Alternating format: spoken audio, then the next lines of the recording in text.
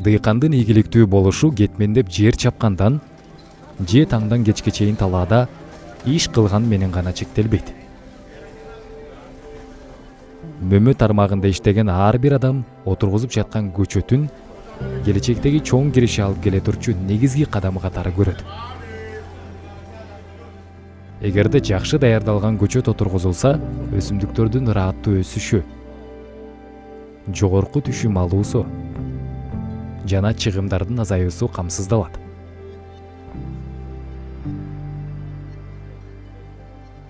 Сапаттуу көчөттөрдү тандап алуу ар бир дыйкандын кетирген чыгымдарын эселеп кайтарып алуунун гаранты болуп саналат.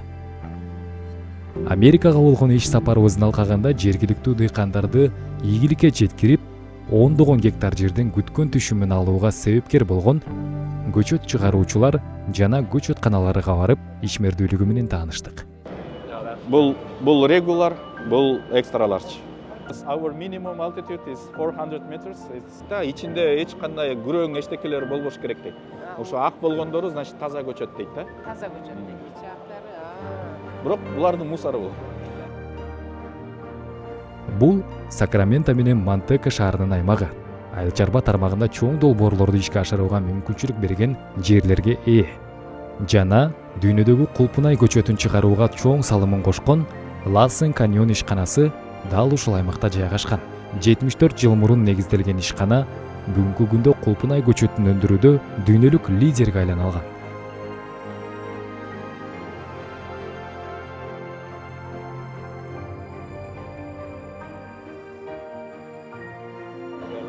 Бул стандарт дейт, жөнөкөй эле стандартный көчөт. Муну биз өзүнчө сортировка кылабыз. Garbage, this one garbage, right? Бул мусор да. Энеликтерин ыргытып салат, булардын кайра бул вторичный сортировкага өтөт экен да. Бул экстра ларч экен, мындай бир коробкага 500 штук батырышат экен. Бул болсо регулярный деп 2 эле түрү болот экен да. Bundan 1000 штукту батырышат экен бир коробкага. Орточо где-то 20-30 күнгө эртерээк түшүм берет дейт да. А бул болсо кечирээк берет экен. Булар азыр Канадага кетирет экен. Канадада сезон аябай кыска болгон үчүн бияктан максимальный түшүм ала алат дейт да. Муну Канадада бул разгонять эткенге жетишпей калат дейт да. А эгерде Калифорнияда ушу экөөнү отургузса, экөө бирдей эле урожай алат дейт. Просто бул кечирээк кирет дейт. Глинистый почва болсо, анда 2 грядка, 2 линия менен посадка кыласыңар дейт. Эгерде жеңил топурак болсо, кумга окшошураак же кара топурак болсо 4 ряд посадка кылсын дейт. Жайында отургузуп күзгө чейин иштеткендиги бул орточо 2 килограмм берет дейт. То есть эгерде полностью бир жыл өстүрсө, биякта эми жылуураак да, сезон узунураак да, ошол үчүн 4 килограммга чейин алышат экен. Very interesting. Лассен каньон көчөттөрүн дүйнөнүн ар кайсы бурчтарына экспорттойт. Ишкананын илимпоздору өсүмдүктөрдүн генетикасын изилдеп, ар кандай шарттарга ылайыкташкан сортторду түзүүгө аракет кылышат. Ысык климатка, нымдуулукка же суукка.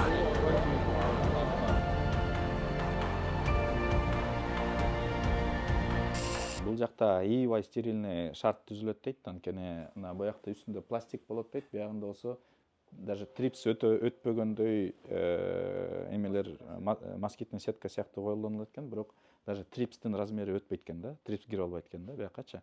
Ушунчалык эме дейт, биякта белокрылкалар жок, эчтеке башка зыянкеч жана тля жок, трипс жок, эчтекеси жок. Таптаза кылышат экен, анткени кайра эле жана инспекциясы келип текшергенде таптаза болуш керек экен. Эгерде инспекция келип туруп, ол жактан бир оору же бир нерсени тапса, бул бүт барын жок кылыш керек экен. Бүт линияны, анткени бүт бары бир өсүмдүктөн чыккан да, клонировать этилген эмес, ошо бир өсүмдүктөн уже бир энеликтен кеткен да. Демек, бир жакта бир проблема мурун жатиги теплицанын ичинде чыкпаса, кийин талаада чыгып калса, ошону алып туруп полностью бүт материалды өлтүрүшөт экен да, тазалайт экен. Анан дальше бул мындай. Биринчи мына могул көрүнөрдө спринклерлер турат. Булар аркылуу булар июнь айларында отурушат экен, ошо отургузганда аябай ысык болот экен. Ошондо суу чачып турушат экен да, нымдуулукту көбүрөөк болуп, мустагыраак болгусун депчи. Анан Бул биринчи эки ортосундагы прям өсүмдүктөр отургузган жагына эки капельное орошение коет экен, кийинчерээк муну кошот экен. Анан алар дальше монтип жайылып кеткенде уже боол жактарына дагы от коет экен да. Атайын хлор содержащий бир препарат менен полностью жууп тазалап чыгат экен. Ошондо элестеткиле, мындай бир кусокту чогултту, жуйт, тазалайт, кайра экинчисин. Анткени бир жакта кайра эле оорулар, проблемалар болсо, ал башкаларга дагы көчүп кетиши мүмкүн да. Ошол үчүн желательно булар арын мындай өзүнчө теришет экен. Анан жанагы спринклер аркылуу дагы булар жума сайын бир жума медь содержащий препараттар менен чачат экен. Бул кээ бир ооруларды профилактика кылганга. Экинчи жума болсо сера содержащий препарат. Ошо экөөнү комбинация медь сераларды алмаштырып турушат экен. Биякта эки эле киши иштейт экен. Алар башка жакка эч жакка чыкпайт, бул жакка кирбейт экен. Булар только ичинде атайын бүт өзүнүн экипировкасы менен киришет, тазалыкты аябай сакташат экен. Анан алар ото чөп менен they are cutting The flowers, right? The flowers are all the time. Гүлдөрдү дайыма кесип турабыз дейт. Гүлдөрдү жок кылып турушат экен. Анткени гүлдөбөш керек да булчу. И ото чөптөрдү тазалап турушат экен. Ошо эки эле киши жетишет экен да. Анан тазалык боюнча дагы айтып кеткен жана бул жана күнөсканалардын ичине дагы ар бир күнөсканага кирип атканда булар полностью костюм бүт барын алып туруп алмаштырып турушат экен да. Бул жанакы эсиңерде барбы? Ковиддин учурунда аябай кийинип эметип атпады беле? Ошондой мамиле менен бүт барын чечип, кийинип, кайра жаңыны кийип кирип турушат экен да. Тазалыкка өтө бир чоң лабораториялардай болгон мамиле кылышат экен. Буяка жеткизиш үчүн 3 жыл аракет кылабыз дейт да. Анан эгерде биз ошону бир жактан ката болуп, бир жак кир болуп, бирдеме болуп проблеманы киргизип алсак, 3 жылдын акчасы, убакыты жөн эле текке кетет дейт. Салыштырып атабыз да, Талгат эме деп сурап атат. Эгерде муну өздөрү жана усиктерден чыгарып алып өстүрүп алса, эмне болот дегендейчи. Анан булар айтып атат, мына биринчиден дейт, мына биякта 4 жыл убакыт алып атат, жанакы эң жакшы таза материалды алып, отургузуп, андан көбөйтүп, анан бүт жакта көрүп атасыңар, кумгак жерге отургузган. Бул жакта айтып атат, бүт бар фумигация, металл бромид менен фумигация өтөт. То есть аябай таза материал болот да. Анан соответственно биякта и селекциясы дагы иштеп атат. Эң жакшы сапаттарын алып атасыңар. Таптаза кылган көчөттү даярдап профессиональный питомник чыгарып берип атат да. Мен мындай биздин Кыргызстанда дагы байкап калып атам, фермерлер ягодан өстүрүп албаган фермерлер уже айла жоктон эмне кылабыз деп туруп көчөттү сатып башташат да. По идее өздөрү нормальный түшүм ала албайса, оорулар көп болуп атса, кайра эле оорукчал болгон көчөттөрдү башкаларга чачыратат. Анан ошол оорулар кайра эле жугуп, бири-бирине проблеманын себепкери болуп калып атат да. Ийгиликти алып келбей, наоборот, проблемаларды алып келет. Ошол үчүн биздин, например, биякта ассоциациянын позициясы ушундай болуп атат. Ар бир киши өзүнүн жумушун аткарыш керек да. Бизде мындай профессиональный питомниктер пайда болуш керек. Ал питомниктер только көчөткө гана иштеш керек, көчөттөрдү чыгарып бериш керек, болду. Бизде болсо мындай баарын жасаганга аракет кылат. Өздөрү өстүрөт, өздөрү көчөттү өстүргөнгө аракет кылат. Бул менин оюмча кичине туура эмес подход болуп калат да. Бир күндө 8 миллион көчөт 4000 гектарга продукцияны даярдашат экен да. Көчөткө даярдап калган периоду январда даяр болуп калат экен, уже кеч болуп калат экен да.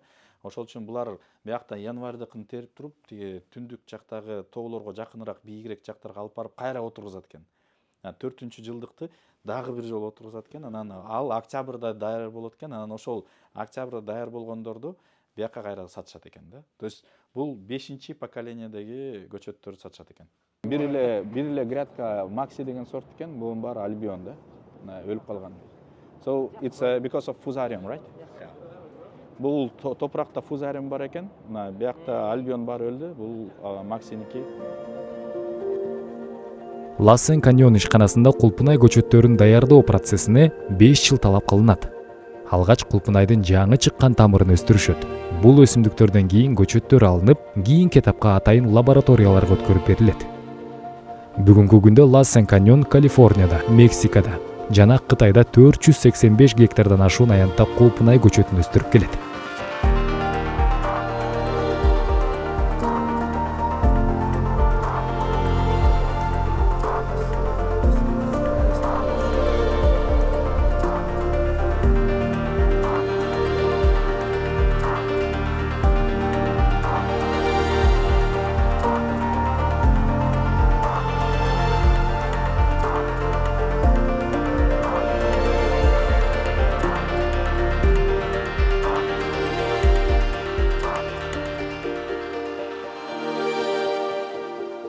инвитро лабораториядан чыгарылган бир көчөттөн булар 5 жылдын ичинде таза 67 миллион 500 миң көчөт чыгарышат экен. It's crazy. 7,000, yeah, that's Буларда мындай экен. Университеттин өзүнүн мындай теплицасы бар экен, ошол жакта банк сыяктуу бүт өздөрү чыгарган сорттордун баары дайыма өстүрүлүп турат экен.